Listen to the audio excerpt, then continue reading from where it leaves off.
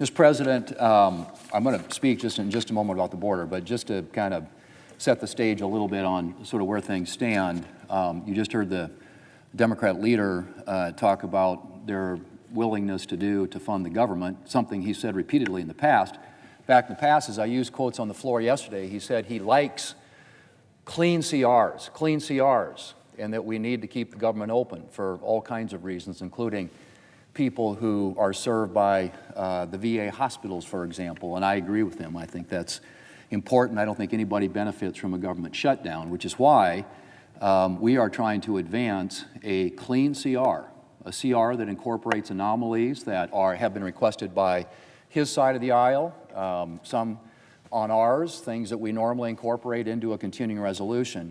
But the objective, Mr. President, in all this would be to fund the government into the foreseeable future, and what's being talked about is somewhere in the November timeframe, pre-Thanksgiving perhaps, which would give us, after the end of the fiscal year on September 30th, another 6 to 7 weeks to consider individual appropriation bills, and to fund the government the way it's supposed to be funded, under regular order, where the committees are doing their work, and where we're doing our work on the floor. As the chair knows, earlier this year, we already passed 3 appropriation bills across the floor of the Senate, something that hadn't been done before the August recess, going back as far as 2018, I believe. So it's been a long time since we've enacted under regular order appropriation bills. And that, Mr. President, ought to be the goal. The goal here should be to fund the government the way it was intended to be funded, through the normal appropriations process. Now, I realize that's a little out of the ordinary, given the past few years under the Democrat leadership, or Democrat leaders' leadership here in the Senate, where these issues a lot of times got decided behind closed doors in his office. And that seems to be what he wants to have happen again. He's suggesting that he would like to have conversations about this. Well, he knows my office is right down the hall. He knows my phone number. I haven't heard from him.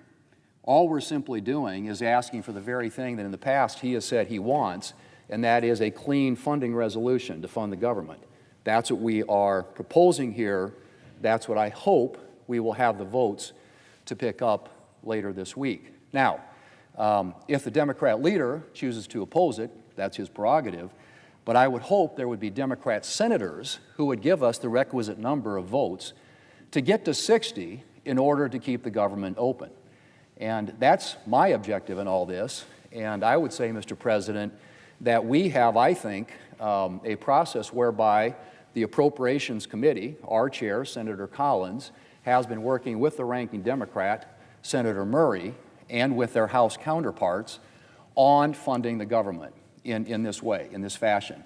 And those discussions, to the degree that they're occurring, are occurring because we allow them to have those conversations and don't get in the way of that. And I think what the Democrat leader is suggesting is that he wants to interject himself into those discussions and perhaps even instruct his ranking member not to participate. So I hope that isn't the case, but my expectation is that we will proceed to fund the government in a way that keeps it open for that foreseeable time period.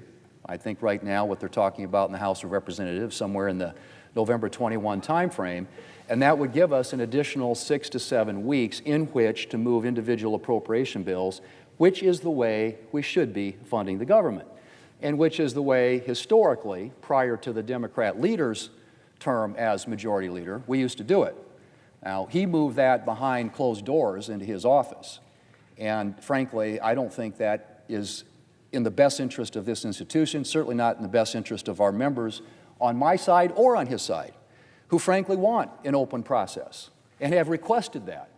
And that was one of the issues when I was running for this job that senators on our side of the aisle had suggested, is we want to do this in the light of day. We want an open process. We want regular order to work. We want the chairs to be empowered and individual members of the committees to be empowered. And just as importantly, individual senators to be empowered to be able to have their voices heard in that appropriations process. And so that's where we are right now. Now, what's being suggested by the Democrat leader is they are willing, he's willing, I hope they aren't, he's willing to shut the government down over a clean CR. something that last year and the year before he said he wanted, because that's the way to do this. Not with all kinds of things attached to it and poison pills, but clean, straight up fund the government. That's what he's wanted. Now, I hope his members are smart enough to know that it's a really bad idea, for lots of reasons, to shut the government down over a clean funding resolution extended to a foreseeable date in the future that would enable the Appropriations Committee and this institution, the Senate, working with our colleagues in the House, to fund the government the way it was intended to be funded through the normal appropriations process. I sincerely hope we can do that, Mr. President.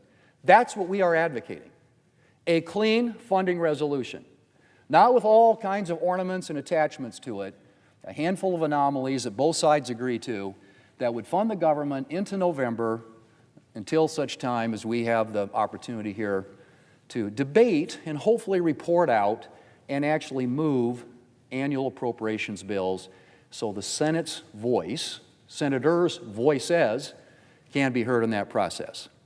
That is a very, I know, foreign concept to the Democratic leader, and certainly something that, at least right now, it doesn't sound like he's open to, but the alternative is a government shutdown. And if you refuse to move a clean CR so the appropriations committees can do their work and we can do our work here in the Senate, you're essentially advocating for a government shutdown. And I don't know how that doesn't fall on you. Now, he's suggesting that that's going to fall on the Republicans.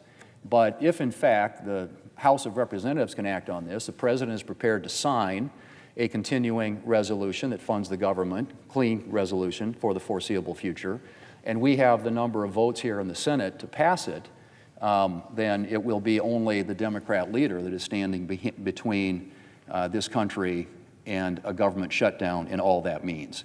So I would hope that he will come to a different conclusion. And to the question of whether or not he would like to sit down with me, my office is right down here, and he has my cell phone number at any time. We can do that. It doesn't seem necessary, given the fact that if we hand the ball to the appropriators, which is where this should be decided, and they negotiate this, and we have a clean CR to fund the government for the next 7 weeks, that to me seems like a very straightforward solution to this, at least in the near term, and one which in past Congresses the Democrat leader has supported. So that's what we're trending toward, Mr. President, and if the Democrat leader wants to chat about that or any other subject, he knows where to find me. And by the way, as many of his colleagues were out here trying to negotiate a bipartisan compromise on nominations last week, he was nowhere to be found. And so it's, this is a time, if you want to actually engage and try and come up with some bipartisan solution to some of these problems, I certainly welcome that, and I look forward to those conversations in the future.